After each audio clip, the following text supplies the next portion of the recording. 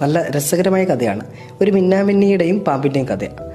രാത്രി സമയത്ത് ഇങ്ങനെ മിന്നാമിന്നി മിന്നി നടക്കുമ്പോൾ പാമ്പ് ഇതിനെ പിടിക്കാൻ വേണ്ടിയിട്ട് വരിക. അപ്പോൾ എന്തായാലും ചാകുമെന്ന് ഉറപ്പായപ്പോൾ മിന്നാമിന്നി പാമ്പിനോട് പറഞ്ഞു, ഏട്ടാ ഒരു 3 ക്വസ്റ്റ്യൻസ് എനിക്ക് ചോദിക്കാനുണ്ട്, എന്നിട്ട് നീ എന്താണെന്ന് വെച്ചാൽ ചെയ്തോ.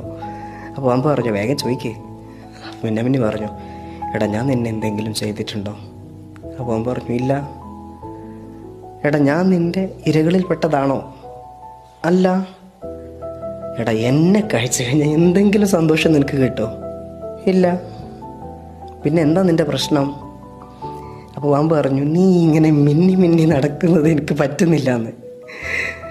ഒരു റീസൺ അപ്പോൾ അത് ഒരിക്കലുമല്ല.